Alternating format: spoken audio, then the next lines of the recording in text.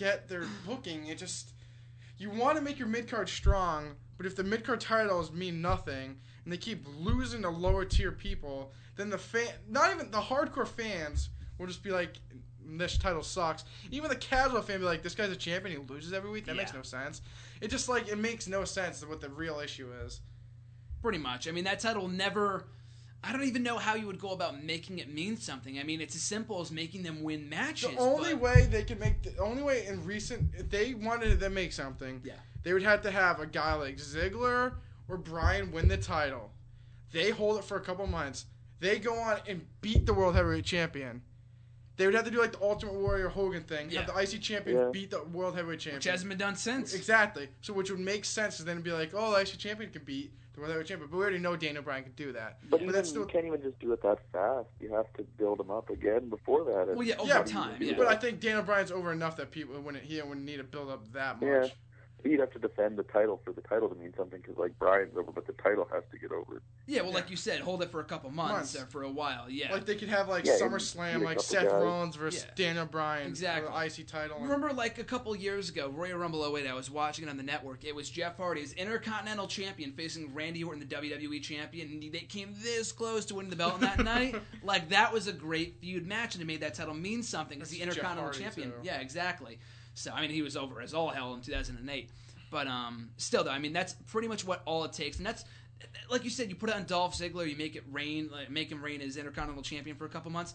And every time I think they're going to start to do that, like after when he beat The Miz for the belt, like Night of Champions or something, and he won against Cesaro. Luke Harper. Luke Harper, that whole thing, like he was going as champion for a while. He had that awesome-ass ladder match at TLC, and you think it's going to mean something again. He drops the title to Bad News Barrett 2 weeks later in the first episode of Raw. And Bad News Barrett, you go back and watch the final Raw of 2014. His music hits against Cesaro. The crowd, they don't go crazy, but there's a nice pop there. They're like, oh, Bad News Barrett's back because he meant something before he left. And in the next week, literally the next night, he lost to Sin Cara. Like, it took him a week to fucking ruin this guy. Like, oh my God, it just bothers the hell out of me. But well, I thought because everyone was talking about Wade Barrett was maybe going to win Money in the Bank against Seth Rollins. Yeah, exactly. So then when he came back, I'm like, okay, he's going to win the IC title again. That's kind of his thing. He wins that, and then right away, it's like, what is the point? Exactly. Like we said, I don't know if it was last week or the week before, but like you said, richer get richer, poorer get poorer. There is no exactly. There's no mid card right now. It literally is. That's why they're really upper mid card or main event scene. Ziggler, Ryback, Ambrose. Yep. Or you're just like absolute shit, and there's plenty of shit. Barrett, I think, is good, but they've ruined him where he's in that Barrett shit is category. in that shit category. They just ruin guys. Ryback, Sin Cara, R-Truth, Adam Rose, like the people, Fandango, people don't care about are in that shit category, and they have to result to those people. They have to revert to those people beating the mid-card champion because they have no one else. Another thing I think they should do, which it's not that big of a change, but if they ever tried to make the IC title mean something again, change back to the old belt. Get rid of the white belt. It's not a bad design. It's not. I'm not saying it's a bad design. I'm saying people associate the white IC title with the shitty people that meant nothing.